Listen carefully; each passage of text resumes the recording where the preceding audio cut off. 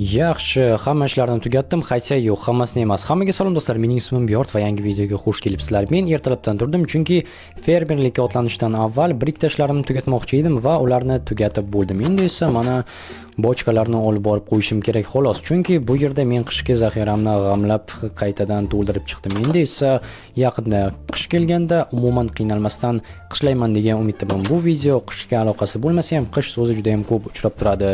Ha, mayli. Endi esa barcha sabzavotlarimizni terishni boshlaymiz. Do'stlar, shunchaki bir qaranglar va like bosinglar, hattoki kanalga obuna bo'lsa ham bo'ladi, chunki bunaqangi chiroyli sabzavotlarni boshqa joyda ko'rmaysizlar. Ha, boshqa fermalarda bo'lishi mumkin, lekin menikichalik chiroyli va sifatli bo'lmaydi. Bu aniq. Ha, bo'ldi. Bilasizlarmi, ikkitalab fermasi bor odamlarga juda ham havasim keladi, chunki maza qilib ertalabdan fermada ishlashga nima yetsin? Albatta hech narsa yeta olmaydi. Shuning uchun ham mana men juda ham tez fermaga qaytaman.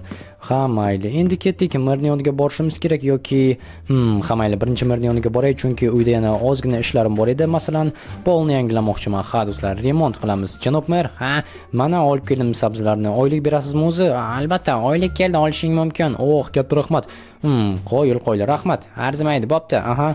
Ajoyib do'stlar, oyligimiz ham keldi. Endi menda bir stak izumrud bo'ldi. Chunki uyda yana yarim stak bor va nihoyat, ha do'stlar, uyimni o'zini emas, butun uyni remont qilishim mumkin. Ya'ni uyimni o'zini emas deganda polni nazarda tutgandim, chunki bugun polni yangilamoqchi edim. Hattoki resurslar ham tushunursiz. Ha, seni mer chaqiryapti. Mer, ha, tezroq borda, kutib qoladi. Okey. Ha do'stlar, mir biram iflos odamki, hozirgina yonida edim. Nima uchun gapni aytmadi yoki endi esiga kelib qolibdimi? Ha, mayli, hozir boramiz. Nima ham qilardik?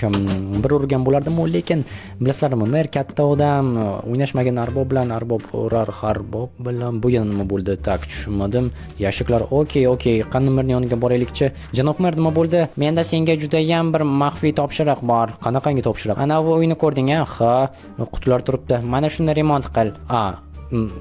Hop, bo'pti janob mer. Pulni beraman, xavotir olma. Shunaqa demaysizmi? Pulni bersangiz bo'ldi-da. Eng boshdan shuni aytish kerak edi. Mayli, mana olishingiz mumkin, matigam sizda turib tursin. Aha, bo'l, xo'p. Mayli, men ketdim. Aha. Och, issiq. Ha, hozir. Bo'pti. Mayli.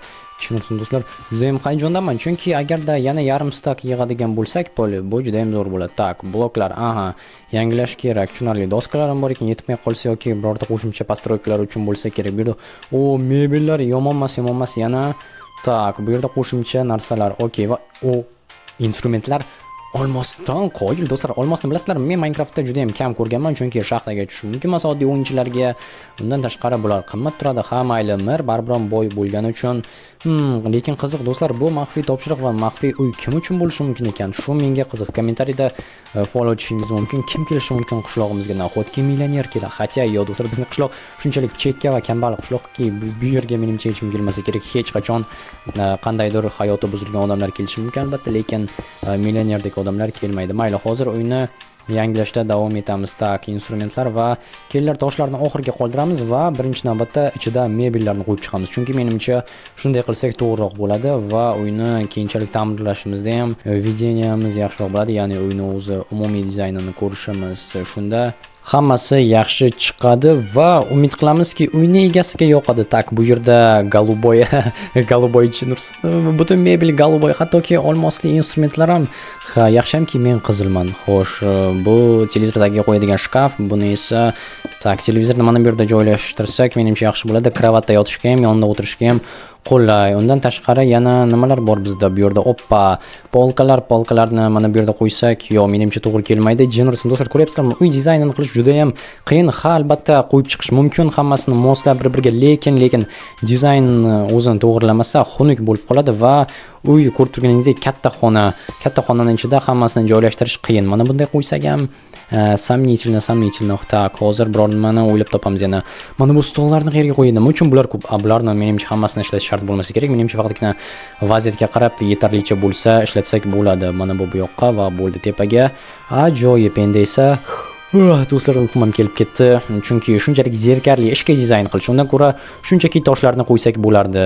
Tushunarsiz, mayli. Bu yerda yana galuboy divanlar. Xo'sh, galuboy divanni, mana bu galuboy dizaynini galuboy uyga moslashtirib o'rnatamiz. Yaxshi, yomon emas. Endi esa televizor teskari bo'lib qoldi. Qo'yil do'stlar, respekt, Sigma bizning mer, chunki menga berib qo'ydi, men esa dizayn qilishni bilmayman. Ha, mayli, remont bo'lsa boshqa gap.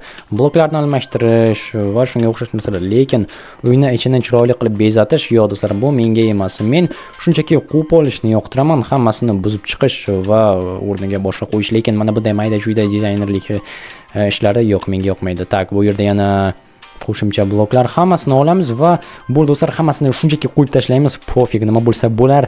Uyni egasiga yoqadimi, yoqmaydimi, bizga farqi yo'q. Tak. Aha, ventilyator mos kelmadi. Qo'yil do'stlar, respect, sigma moment. Xo'sh, olishimiz kerak boltani va endi shiftni yana ham kattaroq, yana ham kengroq qilamiz. Uzunasiga, oyoq uzunasiga emas, kengaytiramiz. Ha, do'stlar, qo'yil. Shunchaki o'zbek tilini nima desam ekan, buyukligiga har doim tasanno va qo'yil qolamiz. Okey. Endi esa uyni qurishda davom etamiz. Mana bu yerda bitta lampa. Nimaga bularning hammasi golboy, ha? Merni o'g'limikan deyapman-da, chunki do'stlar bu yerda juda ham ko'p golboy ranglar. Okey, bo'ldi. Mana buni olib tashlaymiz va yaxshi. Tak, qo'shimcha polkalarni qayerga qo'yib? Bu yerda qo'yib bo'lmaydi. Chinarsan. Xo'sh, tepaga qo'ysam ekan. Mayli. Uyni egasi o'ziga moslab qo'yib olar. Kelinglar, mana shu yerga hozir tiqib qo'yamiz. Mana bularni olamiz va mana bunday yomon emas, mana bu yomon emas. Endi esa mana bu yoqqa oq polkani qo'yamiz. Yaxshi. Kasalxonaga o'xshadi, lekin bo'laveradi. Tak. Buni qayerga qo'ysam ekan? Bu yerlarga mos kelmaydi. Jennerson do'stlar, bu menga yoqmayapti. Chunki har doim mana shunaqangi ishlarni menga berib qo'yishadi. O'tgan safar esingizda bo'lsa, mashina uchun garaj edi. Endi esa mana bu. Tak, mana bu yerda chiroq bo'lsa yaxshi bo'ladi. Tunda yorug', chunki qishloqni ancha-muncha chekka joyga kelib qoldi uy va yaxshi ventilyator ishlayapti. Endi esa uyni davomini qurishda davom etamiz. Tak, bizga yana kerak bo'ladi mana bular va kelinglar endi. Sekin kallamni olib ketsa, juda ham do'stlar, kalla qo'yda bo'ladi. Menda bosh, head yoki golova. Tak, mana bu yoqqa va o'rtaga stol qo'yam. Yaxshi do'stlar, mana bu uyda endi men yashagan bo'lardim, lekin afsuski bunaqangi uygacha hali menga ancha bor. Tak, ortiqcha bloklarni qo'yib tashlaymiz va bo'ldi. Endi mana bu bizga kerak bo'lib qolishi mumkin deb o'ylagandim. Yo'q, bular ham kerak bo'lmaydi. Yaxshi, endi kelinglar, yana qo'shimcha nimalar bor edi. Menimcha derazalarni ko'ra, do'stlar, deraza kichkinasidan va kattasidan. Kelinglar, shularni ham hozir o'rnatib chiqamiz. Eshikni ham sirazu almashtirib qo'yganimiz ma'qul. Lekin bu yerda ikkita eshik ekan, balki zapaskadir yoki zapasning o'rniga mana bu yerdan qo'shimcha qora yo'l ochamiz. Ha, do'stlar, chorni xod bo'ladi.